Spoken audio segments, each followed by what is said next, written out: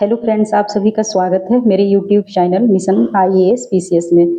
यहाँ पर हम लोग पढ़ रहे हैं ज्योग्राफी एंड इसमें जो हम लोगों का चल रहा है इस समय ओशनोग्राफी मतलब कि समुद्र विज्ञान। एंड आज हम लोग पढ़ने वाले हैं जो महासागरीय तरंगे हैं इनके बारे में। और ये आज का जो हमारा टॉपिक रहेगा ये हमारा ओशनोग्राफी का लास्ट टॉपिक है। आज हम लोगों का ये ओशनोग्राफी कंप्लीट हो जाएगा एंड इसका जो पीडीएफ है वो मैं अपने टेलीग्राम चैनल पर शेयर कर दूंगी, वहां से आप लोग देख सकते हैं। तो चलिए स्टार्ट करते हैं। जो आज का ये हमारा टॉपिक है तरंगे, जो महासागरीय तरंगे हैं। इसमें क्या होता है, जैसे कि हम लोगों ने पढ़ा था कि जो हमारा महासागरीय जल है ये दो प्रकार से गति करता है। ठीक है, एक तो होता है हॉरिजॉन्टल मतलब कि क्षैतिज गति होती है, एक होता है हमारा ऊर्ध्वाधर मतलब वर्टिकल क्षैतिज रूप से जो गति करता है। उसका एग्जाम्पल जो हमारा महासागरीय जलधाराएं हैं वो आप लोगों ने देखी थी, जो हमारे निम्न अक्षांश से ऊपरी अक्षांश के ऊपर की ओर जा रही थी, मतलब जो एकदम उनका प्रवाह हो रहा था सागरीय जल के ऊपर, तो वो था हमारा क्षैतिज गति। एंड वर्टिकल में क्या होता है, जो हमारा जल है ये ऊपर की ओर उठता है एंड नीचे की ओर आता है, इसे वर्टिकल बोलते हैं। ये सब तो आप लोगों को क्लियर हो चुका ऑलरेडी, क्योंकि मैंने ये पहले भी डिस्कस किया हुआ है जब मैं आप लोगों के साथ वो जो महासागरीय जलधारा है वो टॉपिक डिस्कस कर रही थी एंड जो ज्वार भाटा है वो डिस्कस कर रही थी। यहाँ पर हम लोग देख लेते हैं जो ये हमारी तरंगे हैं ये सागरीय जल में दोलन गति है, मतलब ये जल की दोलन गति होती है। इसमें दोलन गति क्या है ये आप लोग जानते भी होंगे, जैसे कि मतलब कोई दोहरावदार गति। ठीक है, ये अभी हम लोग समझेंगे जैसे जैसे आगे ये पॉइंट्स में डिस्कस करेंगे तो चीजें क्लियर होती चली जाएंगी। और इसमें जो सागरीय जल का जो गति होती है वो वर्टिकल होती है। सागरीय जल का ऊर्ध्वाधर रूप से गति करता है। इसमें जो हमारी तरंगे होती हैं वर्टिकल मीन्स होता है जो जल ऐसे ऊपर की ओर उठेगा, जैसे मान लीजिए जल जो ऊपर की ओर उठ रहा है एंड नीचे की ओर गिर रहा है। ठीक है, तो ये इसे बोलेंगे हम लोग वर्टिकल, जो कि ये तरंग में भी इसका यही रूप देखने को मिलता है। एक होता है हमारा हॉरिजॉन्टल में इस प्रकार जल का प्रवाह होता है, इस साइड हो या इस साइड हो किसी भी प्रकार होगा, बट ऐसे होगा, तो इसे हम लोग बोलते हैं, ये वाला जो है इसे बोलते हैं हम लोग क्षैतिज एंड इसे हम लोग बोलते हैं ऊर्ध्वाधर।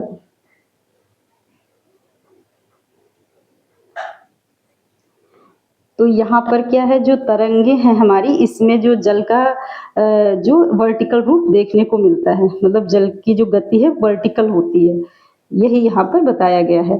एंड यहाँ पर क्या है, जैसे कि जो हमारी तरंगे हैं इनकी उत्पत्ति जो है ये इसके कारण क्या है, इसमें ये है जैसे सामान्य रूप से महासागर के जलीय धरातल पर जैसे पवनों के घर्षण तथा जो पृथ्वी के गुरुत्वाकर्षण बल जो होता है, इन दोनों के कारण ये इनकी तरंगों की उत्पत्ति होती है। और ये किस प्रकार वर्क करता है ये भी हम लोग आगे समझेंगे। यहाँ पर क्या है, पवनों के घर्षण से ये तरंगे ऊपर उठती हैं तथा गुरुत्वाकर्षण के कारण वापस नीचे आ जाती हैं। इस प्रकार तरंगों की उत्पत्ति होती है। एंड तरंग जो है एक ऊर्जा है और ये ऊर्जा वायु के घर्षण द्वारा उत्पन्न होती है। यहाँ पर आप लोग याद रखेंगे, इसको मैं यहाँ पर हाईलाइट कर देती हूँ क्योंकि ये क्वेश्चन पूछा जा सकता है और इसमें कंफ्यूजन भी हो सकता है कि जैसे तरंग कुछ लोग कंफ्यूज हो जाएंगे तो ये इसको जल भी मान लेंगे। जैसे अगर क्वेश्चन में पूछता है और ऑप्शन में दिया हुआ है कि तरंग एक ऊर्जा है तो इसे आप लोग करेक्ट करेंगे क्योंकि इसे एक ऊर्जा के रूप में ही देखा जाता है और यह ऊर्जा है ये वायु के घर्षण द्वारा उत्पन्न होती है। एंड क्या है, वायु द्वारा जो है तरंगे महासागर में गति करती हैं और जब ये तट से टकराकर इस ऊर्जा को मुक्त कर देती हैं, जैसे ये गति करती हुई जाएंगी महासागरों में और जब ये तट के नजदीक पहुंचेंगी और जब तट से ये टकराएंगी, जो हमारे महाद्वीपीय तट होंगे तो वहां पर जब टकराएंगी तो ये ऊर्जा मुक्त हो जाती हैं, देन ये नॉर्मल जल में परिवर्तित हो जाती हैं। यहाँ पर क्या होता है, जब तरंगे जो हैं हमारे तटवर्ती भाग में पहुंचती हैं तो इससे उथले जल क्षेत्र से गुजरना पड़ता है। तो उथला जल क्षेत्र आप लोगों को माइंड में इमेज बन रही होगी, क्योंकि जब मैं डिस्कस कर रही थी जो हमारे महासागरीय बॉटम रिलीफ्स हैं, ठीक है, वहाँ पर मैंने डिस्कस किया था कि जो हमारे ओशन फ्लोर्स हैं, जैसे कि मान लीजिए कोई भी तटीय क्षेत्र है, कोई कि महाद्वीप का कोई तटीय भाग जो है, तो वहाँ पर सबसे पहले हम लोगों ने देखा था जो हमारे कॉन्टिनेंटल शेल्फ थे। तो वो जो कॉन्टिनेंटल शेल्फ थे वहाँ पर उथले क्षेत्र थे, मैंने आप लोगों के साथ डिस्कस किया था वहाँ पर। तो वही क्षेत्र, वहाँ पर जब ये जल क्षेत्र होता है, जब ये वहाँ पर ये गुजरती हैं, वहाँ से जब ये तरंगे, तो ये दीर्घ वृत्तीय हो जाती हैं, ठीक है। और उसके बाद क्या होता है, तरंगे खंडित होकर के ये एक विक्षुब्ध जल समूह में बदल जाती हैं। अब यहाँ पर ये विक्षुब्ध जल समूह क्या है, जैसे कि जब ये वहाँ गई और वहाँ जो ये दीर्घ वृत्तीय हो जाती हैं और फिर ये खंडित होकर के विक्षुब्ध जल क्षेत्र, मतलब कि विक्षुब्ध ये हलचल वाला, मतलब डिस्टर्ब वाटर, शांत जल नहीं, ये मतलब ये घूमता हुआ या हलचल जैसे ऊंचा नीचा ऐसे उठता हुआ, मतलब ये विक्षुब्ध रूप में यहाँ पर बदल जाता है।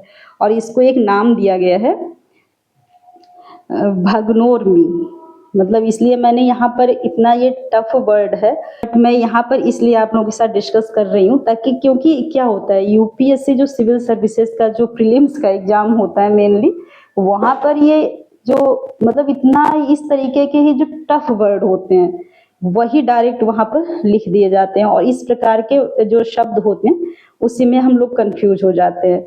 तो यहाँ पर डायरेक्ट मैं सर्फ भी लिख सकती थी, बट मैंने ये वर्ड भी यहाँ पर यूज किया ताकि एक बार आप लोगों के माइंड में ये चीज रहेगी कि इसे इस वर्ड से भी जाना जाता है, इसे इस वर्ड के रूप में भी देखा जाता है। जैसे ये हमारा भगनोर्मी है, मतलब इसको सर्फ कहते हैं, ठीक है। और इसमें क्या होता है,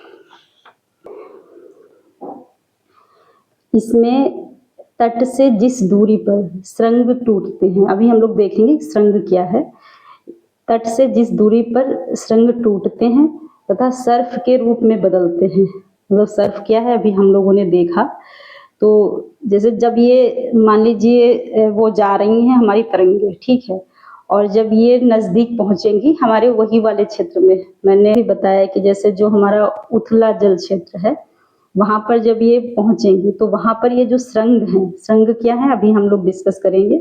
जब ये टूटेंगे, ठीक है, उसके बाद जब ये आगे बढ़ेंगे तो सर्फ के रूप में बदलेंगे, ठीक है। जो अभी मैंने बताया जो टफ वर्ड था एक भगनोर्मी, ठीक है, तो उसी की बात हो रही है। आप लोग अब बार बार मैं वो वर्ड नहीं यूज करूंगी, ये सर्फ ही वर्ड ही यूज करूंगी।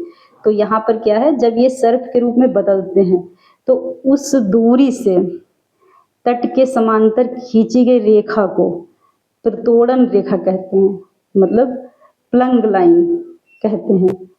ये जो प्रतोड़न रेखा है इसको आप लोगों ने देखा कि जब ये तट से जब जिस दूरी पर मान लीजिए जब नज़दीक पहुंच रहे हैं तट के पास, तो वहाँ पर जब ये सुरंग जो हैं, जो मतलब शीर्ष हैं, जो तरंगों के जो शीर्ष हैं अभी हम लोग देखेंगे, जब ये टूटेंगे और टूटने के बाद जब ये सर्फ के रूप में बदलेंगे और उस दूरी से तट के समांतर अगर खींची कोई रेखा खींची जाए तो उससे हम लोग बोलेंगे प्लंग लाइन। एंड कि जब विक्षुब्ध जल जो है, मैंने अभी बताया विक्षुब्ध जल क्या है, जब ये तट की ओर जाएगा बह करके तो इसको नाम दिया जाता है अपवाश, क्योंकि वो उधर की ओर जा रही है, मतलब जल जो है तटों की ओर जा रहा है तो उसे अपवाश बोला जाएगा। बट जो वापस आएगा तो उसे बैकवाश बोला जाएगा। एंड इसके बाद क्या है, जो सर्फ द्वारा ही तटीय भाग में काट छाट होती है। जब मैंने अभी कल ही डिस्कस किया था अपने जो पिछला वीडियो है उसमें कि जो हमारा तटीय क्षेत्र होता है, मैंने बताया था ना एकदम ये सीधी कोई लाइन नहीं होती है, ये थोड़ा सा कुछ भाग अंदर है। एंड जैसे कि इस टाइप में मैंने बताया था, जैसे ये यहाँ पर जैसे ये इंडिया के रेफरेंस में मैंने बताया था, जो ये तटीय क्षेत्र होता है ये सीधी एकदम लाइन नहीं होती है, ये तो बस हम लोगों ने इमेजिन किया, और जब हम लोग मैप ड्रॉ करते हैं तो सीधी लाइन ऐसे ड्रॉ कर देते हैं। बट ये जो नेचुरल रूप से अगर देखा जाए तो ये जो तटीय क्षेत्र होता है, ये रेखा जो है ये ऐसे होती है, मतलब तो ये क्यों बनती है? ये जब ये जल है ये जो सर्फ के रूप में बदल जाता है, तो फिर ये तटीय भाग से जब टकराता है तो वहां पर ये इस प्रकार की जो आकृति बनती है, मतलब काट छाट होता है, वो इसी के द्वारा होता है। एंड जो विक्षुब्ध जल है ये तटवर्ती भाग के समानांतर रूप में जब चलता रहता है तो उसे वेलांचली धारा के नाम से जाना जाता है। ये आप लोग स्पेशली ध्यान रखेंगे।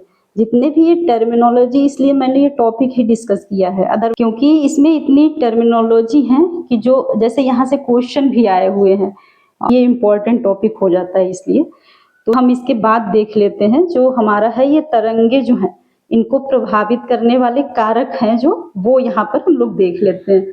तो इसमें जो हमारा जैसे कि एक तो हो गया पवन वेग। सिंपल सा है कि जैसे पवन वेग अगर कम होगा तो फिर ये इनकी स्पीड भी कम होगी जो हमारी तरंगे हैं, और ये कम दूरी तक जाएंगी। और अगर पवन वेग अधिक है तो ये ऊंची तरंगे होंगी और ये दूर तक जाएंगी।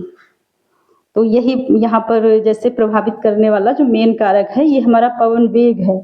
और पवन प्रवाहित होने की अवधि भी जो है इसका कारक है, क्योंकि अगर लंबे समय तक जो पवनें हैं हमारी ये प्रवाहित होती रहेंगी तो ये मतलब जो तरंगे हैं ये लंबे समय तक इनकी जो टाइम पीरियड होगा वो लंबा होगा।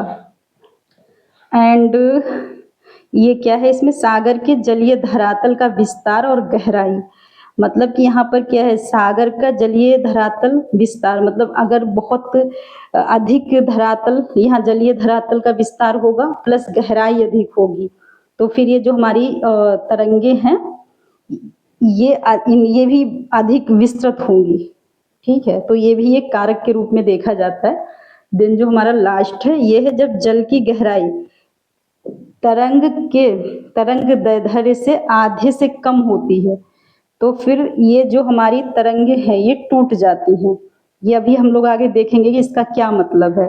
यहाँ पर ये बताया गया है जो मैंने अभी बोला था कि जैसे तरंग का ऊपरी भाग श्रृंग या शीर्ष के नाम से जाना जाता है तथा जो निचला भाग होता है उसे गर्त कहते हैं, और प्रत्येक तरंग की एक विशेष ऊंचाई, लंबाई, वेग तथा तरंग आवर्त काल होता है। अब ये सब चीजें हम लोग यहाँ पर देख लेते हैं। जो मैंने अभी बोला तरंग दैर्ध्य ये क्या है, एंड जो शीर्ष क्या है मतलब श्रृंग, और इसका जो निचला भाग जो है वो गर्त ये किसे कहते हैं, और ये जो इसका आवर्त काल क्या है, लंबाई क्या है, ऊंचाई क्या है, वेग क्या है, ये सब हम लोग यहाँ पर समझने की कोशिश करते हैं। जैसे कि यहाँ पर देखेंगे ये है हमारा, जैसे कि यहाँ पर ये एक तरंग है,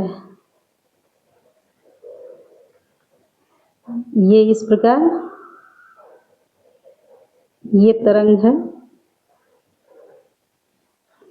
एंड यहाँ पर जो सबसे पहले देखते हैं श्रृंग किसे कहते हैं, तो ये जो ये वाला पॉइंट है, ये सबसे ऊपरी वाला पॉइंट है, इसे हम लोग बोलेंगे श्रृंग, मतलब कि इसे ही बोलते हैं शीर्ष। एंड जो ये हमारा जैसे ये जितने भी हैं ये सब हो गए श्रृंग, एंड जितने भी ये नीचे की ओर हैं ये वाले पॉइंट्स जो नीचे जितने भी हैं इसे ही हम लोग बोलेंगे गर्त। एंड जो मैंने अभी आप लोगों को बताया तरंग दैर्ध्य, ये तरंग दैर्ध्य क्या होगा, जैसे जो ये जितने भी यहाँ पर ये श्रृंग बन रहे हैं ये है इनके बीच की एक श्रृंग से दूसरे श्रृंग के बीच की दूरी जो है ये जो है इसे बोलते हैं हम लोग तरंग दैर्ध्य। तरंग दैर्ध्य हो गई है, मतलब कि ये हो गई हमारी वेवलेंथ, आप लोगों ने सुना होगा वेवलेंथ। अब आप लोगों को ये पॉइंट यहाँ पर क्लियर हो जाएगा। जैसे मैंने अभी जो बोला कि ये जब जल की गहराई, मैंने भी बताया कि जब जल की गहराई तरंग दैर्ध्य से आधे से कम होती है जैसे कि मान लीजिए ये हमारा जल की गहराई है, ये टोटल जल की गहराई है इतनी, और ये जब है, अब ये तरंग दैर्ध्य इतना है, ठीक है। अब जल की गहराई अगर इससे आधी हो गई तो फिर ये तरंग टूट जाती है, ये यहाँ पर बताया गया था। और इसके बाद अब हम लोग देख लेते हैं कि होता है आयाम। ये जो तरंग का आयाम अगर पूछा जाता है तो तरंग का आयाम क्या होता है कि जैसे कि मान लीजिए ये तरंग जितनी ऊंचाई तक उठ रही है, तो इसकी ऊंचाई है ये चीज, ये तरंग की जो टोटल ऊंचाई है, हाइट ऑफ द वेव, ये तरंग की टोटल ऊंचाई है। सबसे पहले यही देख लेते हैं, जैसे ये है हमारा, ये टोटल है, ये तरंग की यहाँ पर जो ऊंचाई है ये इतनी है, तरंग की ऊंचाई इसको बोलेंगे मतलब कि वेव हाइट।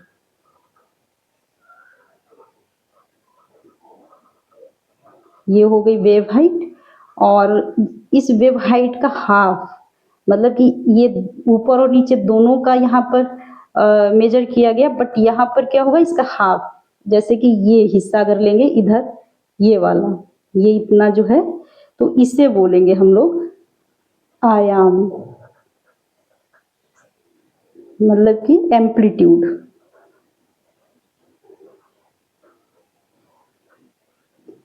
ये हो गया हमारा आयाम। तो यहाँ पर अगर ये जो जितनी भी टर्मिनोलॉजी है यहाँ पर हम लोगों ने देख लिया, ये जैसे जो हमारे शंख हैं, जो गर्त हैं, एंड जो तरंग दैर्ध्य क्या है, और ये आयाम क्या है, और ये तरंग की ऊंचाई क्या है। और यहाँ पर हम लोग देख लेते हैं जैसे कि ये तरंग आवर्त काल क्या है। आवर्त काल क्या होगा, ये होगा जैसे कि मान लीजिए किसी निश्चित बिंदु, कोई एक निश्चित बिंदु है, ठीक है, तो वहां से गुजरने वाले दो क्रमिक तरंग के बीच में जो समय लगता है उसे बोलते हैं हम लोग तरंग आवर्त काल। जैसे कि आप मान लीजिए तरंग, आप जानते हो यहाँ पर कितनी तरंगे हैं, ठीक है। यहाँ पर एक तरंग जैसे इतना होता है, मतलब ये यहाँ से आया और यहाँ तक ये हो गया, ये हो गया हमारा एक तरंग हो गया, एंड इसके बाद ये ऐसे आया, ये हो गया दूसरा तरंग।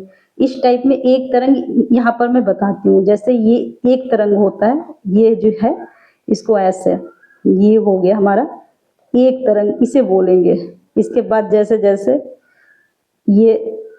ये हो गया हमारा दूसरा तरंग। तो यही देखिए बन रहा है, अगर इसको ऐड कर दीजिए, जैसे ये मैंने ऐसे बनाया, तो ये तरंग यहाँ पर अब कितनी, दो तरंग हो गई ये, ठीक है। तो यही यहाँ पर बताया गया कि जैसे कोई एक निश्चित बिंदु है, मान लीजिए ये कोई निश्चित बिंदु है, ठीक है, यहाँ पर क्या होगा, दो क्रमिक तरंगों के बीच के समय अंतराल को, अब कोई तरंग मान लीजिए इधर से आई, जैसे ये बिंदु है और ये तरंग जो है यहाँ से आई, यहाँ से ऐसे आई, और जब ये तरंग जो है इस साइड गुजर गई, एक तरंग जो है फिर ये इस साइड चली गई, एक तरंग यानी गुजर गई यहाँ से, और देन ये सेकेंड आई पीछे से, सेकेंड तरंग। तो फिर जब ये एक गई और एक पीछे से आई, तो इनके बीच के जो समय लगा उसे बोलते हैं हम लोग जो है तरंग आवर्त काल। अब आप लोग समझ गए होंगे, तो मैं यहाँ पर लिख देती हूँ, अदरवाइज कंफ्यूजन हो जाएगा। जैसे कि ये है हमारा किसी निश्चित बिंदु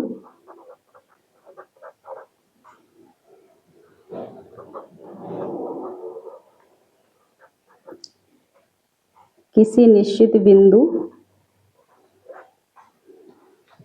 से गुजरने वाले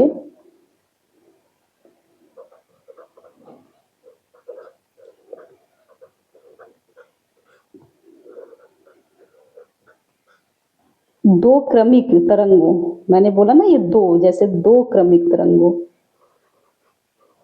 दो क्रमिक तरंगों के बीच के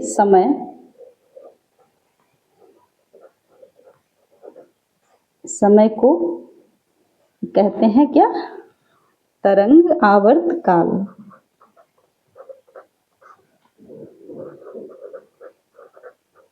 इस टाइप में जो है ना क्वेश्चन में डायरेक्ट इस तरीके के ऑप्शन आप लोगों को देखने को मिल सकते हैं। अब जैसे कि यही दे दिया, मान लीजिए ऑप्शन, किसी निश्चित बिंदु से गुजरने वाले दो क्रमिक तरंगों के बीच के जो समय को हम लोग तरंग आवर्त काल कहते हैं। तो फिर यहाँ पर आप लोगों को पता होना चाहिए, आवर्त काल कहते हैं। मैं डायरेक्ट जितने भी पॉइंट डिस्कस करती हूँ वो एकदम क्वेश्चन के अकॉर्डिंग जो ऑप्शन बन सकते हैं प्रीलिम्स में एंड मेंस के अकॉर्डिंग भी, यहाँ पर दोनों जो हमारे फेज हैं, हमारा प्रीलिम्स एंड मेंस दोनों को ध्यान में रखते हुए यहाँ पर उसी फॉर्मेट में मैं डिस्कस करती हूँ कि दोनों जो फेज है वहाँ पर हम लोग जो क्वेश्चन है उनको इजीली सॉल्व कर पाए और कॉन्सेप्ट एकदम क्लियर करते हुए, ताकि जैसे चीजें क्या है रटनी ना पड़े, क्योंकि रटी हुई चीजें काफी लंबे समय तक माइंड में नहीं रहती हैं। अगर एक बार कॉन्सेप्ट क्लियर हो गया तो फिर उसको मतलब कुछ टाइम बाद अगर एक बार हल्के से बस ऐसे रिवाइज कर लेंगे तो फिर से एकदम क्लियर हो जाएगा। बट रटी हुई चीजें तो मतलब एकदम मिस हो जाती हैं, उनको फिर से दोबारा एक तरीके से पढ़ना पड़ता है। इसलिए यहाँ पर मैं एकदम, इसलिए मैंने जो यहाँ पर जितना भी मैं डिस्कस करती हूँ, मैं कभी नहीं कहती कि यहाँ पर हम लोग मतलब टीचिंग वाला एकदम माहौल नहीं बनाना चाहती। जैसे कि ये डिस्कशन टाइप में है, हर चीज को आप लोगों को समझाते हुए आपस में एक तरीके से जैसे ये माहौल बने कि हम लोग डिस्कस कर रहे हैं, ताकि चीजें डिस्कशन के थ्रू माइंड में सेट हो पाए। तो यहाँ पर हम लोगों ने ये देख लिया और कितने अच्छे से देखा कि जैसे जो हमारी तरंग है क्या, वेव, जैसे एक ये हो गई, सेकंड इस तरीके से। और इस प्रकार आप लोग देखिए, जैसे अब आप लोग खुद से भी एक बार चेक करेंगे जैसे यहाँ पर कितनी तरंगे हैं, एक यहाँ तक आई, जैसे ये ऐसे हो गई, देन सेकंड हमारी यहाँ से यहाँ तक आई, दो हो गई, थर्ड हो गई एंड यहाँ फोर्थ हो गई। यहाँ पर टोटल कितनी तरंगे हैं, ये 5 हैं। और इसको जितने भी यहाँ टर्मिनोलॉजी आई थी वो मैंने बता दी यहाँ पर, ताकि आप लोग कंफ्यूज ना हो। अब इसके बाद जो है हम लोग देख लेते हैं जैसे कि क्या है, खुले सागरों में बड़ी तरंगे पाई जाती हैं। जैसे जब मैंने अभी बताया ना, जब खुले सागर होंगे तो इनको ज़्यादा स्पेस मिलेगा जो तरंगे हैं, और जब दूर तक जाएंगी तो ये बड़ी तरंगे होंगी। और जैसे जैसे आगे बढ़ती हैं तो वायु से ऊर्जा ग्रहण करती हैं, और वायु से ऊर्जा ग्रहण करती हैं तो फिर इसीलिए मैंने बोला जो ये हमारा ये तरंग है ये कि ऊर्जा है, ठीक है। वैसे इसको क्या है, ये फिर इसमें अंतर ही क्या रह जाएगी, जो हमारी महासागर ये जल धाराएं हैं और तरंग, इसमें अंतर क्या रह जाएगा, वो एक जल धारा है, उसको जल धारा बोला गया क्योंकि वो जलीय जो समुद्री जो स्तर है वहां पर वो प्रवाहित होती हैं, तो वो हो गई जल धारा। और यहाँ पर ये तरंग है, ये एक ऊर्जा के रूप में है, ठीक है, इसलिए इनको तरंग बोला गया। तो फिर ये ऊर्जा ग्रहण करती हैं और मुक्त करती हैं जब तटीय क्षेत्र से जब ये टकराती हैं, तो इनमें ऊर्जा होती है। इसलिए अगर ऑप्शन में देता है कि तरंग एक ऊर्जा है तो फिर ये करेक्ट हो जाएगा। और इसमें क्या है, जैसे कि कम और नियमित गति वाली तरंगों की उत्पत्ति जो है दूरस्थ स्थानों पर होती है, जैसे कि एक गोलार्ध से दूसरे गोलार्ध। अब आप लोग तो जानते हैं ना गोलार्ध क्या है, मैंने बहुत अच्छे से डिस्कस किया है। जो हमारा ग्लोब है तो इसके 2 पार्ट्स हैं, जैसे मतलब इसके देखिए उत्तर और दक्षिण ये 2 पार्ट्स हैं, एंड एक है हमारा पूरब और पश्चिम ये भी है। तो फिर उत्तरी गोलार्ध और दक्षिणी गोलार्ध यहाँ पर आप लोगों ने देखा था, जैसे मैं यहाँ बताऊं, ये जो हमारा पूरा ग्लोब है, मतलब कि हमारा जो पृथ्वी है ये हमारा है अर्थ, एंड यहाँ क्या है जो मैंने बताया था, ये जो भूमध्य रेखा है, मतलब ये ग्लोब के मध्य से जो हमारी काल्पनिक रेखा जो ड्रॉ की गई इसको बोलते हैं भूमध्य रेखा 0 डिग्री। तो इसके जो ये है हमारा नॉर्थ एंड ये है साउथ, तो जो हमारे नॉर्थ में है ये है हमारा उत्तरी गोलार्ध, नॉर्थ हेमिस्फीयर, उत्तरी गोलार्ध। जिन लोगों ने अभी तक जो क्लाइमेटोलॉजी की क्लासेस हैं वो नहीं देखी हैं तो वो लोग देखेंगे तभी ये चीज़ें क्लियर होंगी, एंड जिन लोगों ने अच्छे से देखा हुआ वो तो उनके माइंड में एकदम क्लियरली इमेज जो है बन रही होगी। तो ये हमारा उत्तरी एंड ये है दक्षिणी गोलार्ध। यही यहाँ पर बोला जा रहा है कि जैसे जब कोई तरंग जो है वो मतलब कम और नियमित गति वाली तरंगों की उत्पत्ति कहाँ होती है ये बताया जा रहा है। जैसे कम गति है और नियमित है, बट मतलब लगातार हो रही है, उनकी उत्पत्ति दूरस्थ स्थानों पर होती है, जैसे कि एक गोलार्ध से जब दूसरे गोलार्ध तक। तो क्या होगा, जो तरंग है जब ये इस साइड से, ये हमारे उत्तरी गोलार्ध से दक्षिणी गोलार्ध पर भी देखने को मिलेगी, तो इसे बोलेंगे हम लोग, ये ही कम और नियमित गति वाली जो तरंग होगी वो इस प्रकार होगी, काफी लंबी होगी, मतलब कि इतनी लंबी कि जैसे उत्तरी गोलार्ध से दक्षिणी गोलार्ध तक आ जाए। एंड इसमें क्या है, तरंग का आयाम जो है उसकी दूरी पर निर्भर करता है। आयाम क्या है, अभी आप लोगों ने देखा, जो हमारी टोटल तरंग की हाइट होगी उसका हाफ जो होगा वो होगा हमारा आयाम। तो फिर ये क्या है, तरंग का आयाम उसकी दूरी पर निर्भर करता है, मतलब कि जितनी अधिक दूरी होगी तरंग का आयाम उतना ही अधिक होगा। जब ये जो हमारी तरंग मान लीजिए बहुत अधिक है, मतलब तरंग जो है इसकी दूरी अधिक है, तो फिर इसका आयाम अधिक होगा। आयाम अधिक होने का मतलब क्या है, जो हमारी तरंग है ये काफी ऊंची बन रही है, जैसे कि ये इस टाइप में, ये ऊंचाई ऐसे ऐसे ऊंची बन रही है, तो इसका जब ऊंची होगी तभी तो इसका आयाम अधिक होगा। यहाँ पर मैंने लिख भी दिया है कि लंबी दूरी की तरंगें ऊंची होती हैं। एंड इसके बाद क्या है, एक और चीज, जैसे कि आप लोगों ने वर्ड सुना है सुनामी। ये क्या है, कभी कभी महासागरीय भूकंप या जो ज्वालामुखी विस्फोट होता है उसके कारण जो है तरंगे उत्पन्न होती हैं, बट ये तरंगे काफी विनाशकारी होती हैं और उन्हें हम लोग बोलते हैं सुनामी।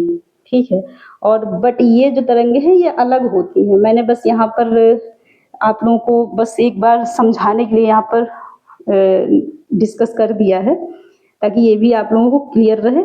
और जो जो नॉर्मल सामान्यतः तरंगे मेनली जो देखी जाती हैं वो दो, उसके उत्पत्ति के दो कारण होते हैं उस पे, जैसे कि एक जो मैंने अभी आप लोगों से डिस्कस किया, जो हमारी पवनें हैं वो उनके घर्षण के द्वारा, और जो हमारा पृथ्वी का गुरुत्वाकर्षण बल है उसके द्वारा। और वो क्या है, जैसे कि यहीं पर मैं आप लोगों को बताती हूँ, ये जो मैंने यहाँ डिस्कस किया था इसमें क्या है, जब ये जो मान लीजिए यहाँ पवनें चल रही हैं, तो जब ये जल ऊपर की ओर उठ रहा है, तो ये ऊपर की ओर क्यों उठ रहा है, ये पवनों के कारण। जब ये ऊपर की ओर उठा तो ये गुरुत्वाकर्षण बल भी यहाँ पर वर्क कर रहा है, जो पृथ्वी का गुरुत्वाकर्षण बल है, तो ये क्या करेगा, जल को इस बल के द्वारा नीचे की ओर ले आएगा, देन फिर पवनों के द्वारा ये ऊपर उठेगा। तो ये जो ऐसे नीचे आ रहा है एंड ऊपर उठ रहा है, यहाँ पर यही दो बल कार्य कर रहे हैं। ये मैंने लिख भी दिया था यहाँ पर, बस यहाँ पर आप लोग, ये मैंने यहाँ पर लिखा भी था, सामान्य रूप से महासागर के जलीय धरातल पर पवनों के घर्षण तथा पृथ्वी के गुरुत्वाकर्षण बल के कारण इनकी उत्पत्ति होती है। एंड यहाँ पर मैंने फिर बताया था कि पवनों के घर्षण से ये तरंगे ऊपर उठती हैं तथा पृथ्वी के गुरुत्वाकर्षण के कारण वापस नीचे आ जाती हैं, फिर इस प्रकार जो है तरंग की उत्पत्ति हो जाती है। अब यहाँ पर एक चीज मैं और क्लियर कर दूं, जैसे कि क्या होता है कि यहाँ पर जो हमारा तरंग की जो है आवृत्ति की बात हो रही है।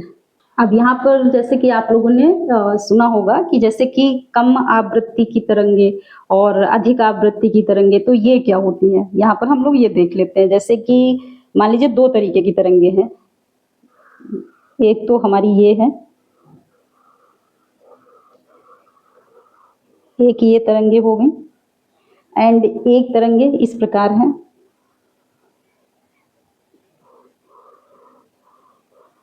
एक इस प्रकार की तरंगे बन रही हैं, यहीं पर इसकी बात हो रही है कि ये आवृत्ति की बात हो रही है। ये इस तरीके की ये डिफरेंट तरंगे क्यों देखी जा रही हैं, इनकी आवृत्ति की वजह से, मतलब फ्रीक्वेंसी। अब यहाँ पर आप लोग देखेंगे कि जैसे जो हमारी ये कितनी तरंगे हैं, एक, दो और तीन, इसमें तीन तरंगे, इतने डिस्टेंस में केवल तीन तरंगे देखने को मिल रही है। और यहाँ पर इतने डिस्टेंस में एक, दो, तीन, चार, पाँच, छह तरंगे मिल रही है, मतलब इसकी डबल। अब ये क्या होगा कि मतलब ये जो तरंग है तो ये इसकी आवृत्ति, ये निम्न आवृत्ति वाली तरंगे हैं और ये उच्च आवृत्ति वाली तरंगे हैं। और इसी को हम लोग कहते हैं, जब ये जो तरंग है हमारी यहाँ पर, इसी को बोलते हैं, यहाँ पर ये 3 तरंगे हैं तो इसको बोलेंगे 3, आप लोगों ने सुना होगा, हर्ट्ज। ये 3 हर्ट्ज तरंगे हैं और ये जो है 7 हर्ट्ज तरंगे हैं। अब मैं यहाँ पर ये समझाने की कोशिश कर रही हूँ कि आप लोग सुनते होंगे कि कोई जैसे कि हमारा जो फ्रीक्वेंसी है ये 3 हर्ट्ज फ्रीक्वेंसी और ये 7 हर्ट्ज फ्रीक्वेंसी, तो ये क्या होता है? फ्रीक्वेंसी मतलब आवृत्ति, ठीक है। इसकी आवृत्ति मतलब कि ये तरंगे यहाँ पर बहुत धीरे चल रही हैं। ये हो गई हमारी जो 3 हर्ट्ज तरंगे हैं, ये है हमारी कम आवृत्ति,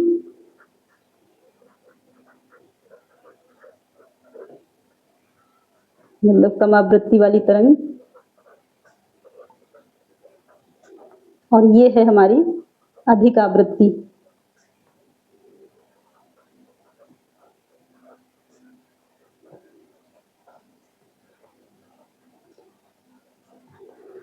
अब यहाँ पर जैसे इस प्रकार समझने की कोशिश करेंगे, जैसे कि ये कोई प्लेस है, यहाँ से यहाँ तक ये कोई प्लेस है, ठीक है। और इस प्लेस में जो हमारी तरंगे हैं, ठीक है। अब यहाँ 1 मिनट में या 1 सेकेंड में, कुछ भी टाइम ले लीजिए, मान लीजिए 1 सेकेंड में क्या हुआ, यहाँ से यहाँ तक जो हमारी ये तरंग गुजरी, यहाँ से केवल 3 तरंग गुजर पाई 1 सेकेंड में। इस इतनी सी दूरी में केवल 3 तरंगे गुजर पाई, ठीक है। तो यानी कि इनकी फ्रीक्वेंसी कम थी, ये कम स्पीड से मतलब चल रही थी, तो यहाँ पर ये 3 ही गुजर पाई। एंड यहाँ पर क्या हुआ, इसी इतना ही प्लेस है, सेम है, ठीक है, और टाइम भी सेम है। मान लीजिए यहाँ पर 1 सेकेंड में 3 गुजरी थी, यहाँ पर क्या हुआ, जब इनकी फ्रीक्वेंसी बहुत अधिक है, ठीक है, तो फिर ये 1 सेकेंड में इतनी सी जगह में ही जो ये था, इतने ही प्लेस में ये 7 फ्रीक्वेंसी यहाँ से गुजर गई, क्योंकि इनकी स्पीड थी और ये जल्द ऐसे ऐसे इनकी स्पीड अधिक होने के कारण ढेर सारी तरंगे यहाँ से गुजर गई। और इनकी स्पीड जितनी ज्यादा होगी, मतलब यहाँ पर मैंने 7 है तो मैंने 7 हर्ट्ज लिखा है, एंड यहाँ पर 12 हो 20 हो, मतलब ये यहाँ पर मैंने सिर्फ एग्जाम्पल दिया हुआ है। यहाँ पर कितनी भी तरंगे हो सकती हैं और टाइम के अंदर जितनी ज्यादा तरंगे एक जगह से उतने ही समय में गुजरेंगी, तो फिर उतनी ही उनकी फ्रीक्वेंसी अधिक होगी। जितनी अधिक गुजरेंगी और जितनी कम गुजरेंगी तो उनकी फ्रीक्वेंसी कम होगी। यहाँ पर बस इतना सा है। आई होप आप लोग बहुत अच्छे से यहाँ पर समझ गए होंगे। कुछ लोग तो होंगे जिनको अभी तक ये चीजें क्लियर नहीं हुई होंगी आज तक, तो आज तो 100% आई एम श्योर दैट मतलब ये जो है 100% क्लियर हो चुका होगा जो हमारी तरंगों के बारे में। तो ये अक्सर आप लोग सुनते होंगे कि जो हमारा वेव है ये 3 हर्ट्ज पर इनकी मतलब मापी गई, और ये 7 हर्ट्ज, मतलब ये तो मैंने लिखा है इसलिए मैं 7 और 3 का ही बोल रही हूँ, 100 हर्ट्ज भी हो सकता है। और इस प्रकार आप लोग सुना करते होंगे, बट आज ये चीजें किस प्रकार ये यहाँ पर इनको निर्धारित किया गया है वो आप लोग समझ गए होंगे। तो चलिए इसको एक बार, जितना भी मैंने यहाँ पर डिस्कस किया है उसको एक बार हम लोग देख लेते हैं। जैसे कि यहाँ पर सबसे पहले हम लोगों ने डिस्कस किया कि जो तरंगे क्या हैं और ये किस प्रकार इनकी गति होती है, मतलब वर्टिकल यहाँ पर हम लोगों ने देखा। यहाँ पर हम लोगों ने देखा इसके बाद कि जो हमारी इसकी उत्पत्ति के 2 कारण हैं, एक तो है जो जलीय धरातल पर पवनों के घर्षण के कारण, और एक है हमारा जो गुरुत्वाकर्षण बल जो यहाँ पर वर्क करता है। इसके बाद हम लोगों ने देखा कि जो पवनों के घर्षण से ये तरंगे ऊपर उठती हैं एंड गुरुत्वाकर्षण के कारण नीचे आती हैं। देन उसके बाद हम लोगों ने स्पेशली ये देखा कि जो तरंगे हैं ये एक ऊर्जा है, ठीक है, ये एक ऊर्जा के रूप में देखी जाती हैं, क्योंकि और इनको ऊर्जा जो है वायु से जो घर्षण के द्वारा इनको मिलती है। और इसके बाद फिर हम लोगों ने देखा जो ये महासागर में गति करती हैं जब तरंगे, तो जब ये तट से टकराती हैं तो वहां पर ये ऊर्जा मुक्त कर देती हैं। और इसके बाद हम लोगों ने देखा जब ये तरंगे तटवर्ती भाग में पहुंचती हैं तो वहां जो उथला क्षेत्र है वो मैंने बताया, और जब वहां से गुजरती हैं तो दीर्घवृत्तीय हो जाती हैं और खंडित होकर के विक्षुब्ध जल समूह में बदल जाता है और उसे एक नाम से जाना जाता है। वो मैंने यहाँ पर बताया, इसे बोलते हैं भग्नोर्मी, मतलब सर्फ इसे बोलते हैं। बट ये वर्ड आप लोग याद रखेंगे। इस प्रकार ही जो एग्जाम में कंफ्यूजन होता है, इस प्रकार के जब वर्ड सामने देखने को मिलते हैं। इसके बाद फिर हम लोगों ने देखा जब तट से जब ये दूरी होती है तो जब सुरंग जहाँ पर टूटते हैं उसके बाद जब ये सर्फ के रूप में बदलते हैं तो उसके समानांतर जो रेखा अगर खींची जाए तो उसे किस नाम से जाना जाता है कि जैसे प्लंग लाइन। एंड जो विक्षुब्ध जल है जब तट की ओर संचालित होता है तब संचालित होने की जो स्थिति बनती है तो उसे हम लोग अपवास कहते हैं। जब ये तट की ओर जाता है एंड जब वापस आता है तो उसको हम लोग कहते हैं बैकवॉश। और इसी के कारण जो हमारा ये सर्फ है, इसके कारण ही जो हमारा तटीय भाग है ये जैसे कुछ भाग अंदर की ओर है कुछ बाहर की ओर है, मतलब कटा छटा हुआ है। और फिर इसमें क्या है, जो इसके विक्षुब्ध जल के तटवर्ती भाग के समानांतर रूप से जब ये जल चलता है तो उसे वेलांचली धारा कहते हैं। फिर हम लोगों ने देखा तरंगों को प्रभावित करने वाले जो हमारे कारक हैं। एंड इसके बाद फिर हम लोगों ने देखा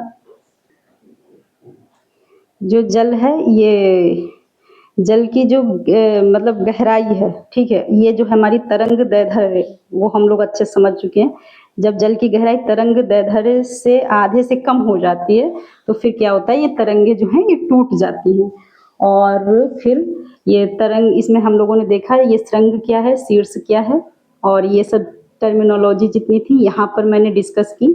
एंड ये यहाँ पर आवर्त काल क्या होता है ये समझा। देन इसके बाद हम लोगों ने यहाँ पर देखा कि जो हमारा जो ये हमारी जो तरंगे हैं इनकी आवृत्ति के बारे में हम लोगों ने अच्छे से समझा। जो इनकी फ्रीक्वेंसी होती है कि मतलब कम फ्रीक्वेंसी वाली जो तरंगे होती हैं वो क्या होती हैं, और जो अधिक फ्रीक्वेंसी वाली जो तरंगे होती हैं, और एक तरंग क्या होता है, ठीक है, एक तरंग एंड सेकेंड, ऐसे ऐसे ये सब चीज़ें जितना भी इसके बारे में कंप्लीट था वो हम लोगों ने देखा। और फिर भी अगर इससे रिलेटेड कोई डाउट्स हैं एंड एनी क्वेश्चन तो आप लोग कमेंट बॉक्स में पूछ सकते हैं।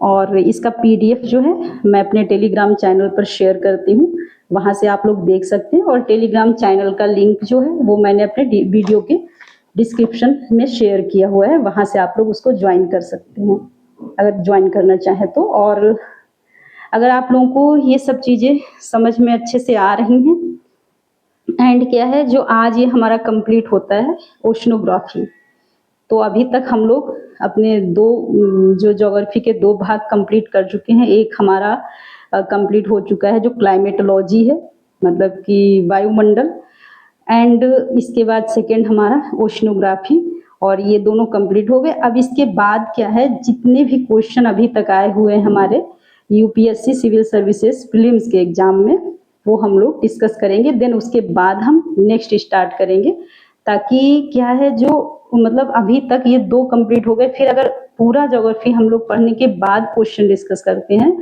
तो उसमें फिर चीज़ें कंफ्यूजन में हो जाएंगी। यहाँ पर अभी डिस्कस करने से क्या होगा, 2 चीज़ें होंगी। एक तो क्या है कि हमारा रिवीजन हो जाएगा फिर से एक बार, एंड ये प्रैक्टिस हो जाएगी, और हम लोगों का कॉन्फिडेंस भी बढ़ेगा कि जो चीज़ें हम लोग पढ़ रहे हैं वहाँ से क्वेश्चन आए हैं एंड फ्यूचर में वहीं से क्वेश्चन आएंगे। इसलिए हम लोग सबसे पहले क्वेश्चन डिस्कस करेंगे। तो ठीक है फ्रेंड्स, यहाँ पर अगर आप लोगों को लग रहा है जितना भी यहाँ पर डिस्कशन होता है हमारे चैनल पर, अगर आप लोगों के लिए यूजफुल है एग्जाम पॉइंट ऑफ व्यू से, तो चैनल को सब्सक्राइब करें एंड बेल आइकन को प्रेस करें, ताकि जो हमारे आने वाले वीडियोज हैं उनका नोटिफिकेशन आप लोगों को मिल सके। और इसके साथ साथ वीडियो को लाइक एंड शेयर भी करें। Okay, thank you friends.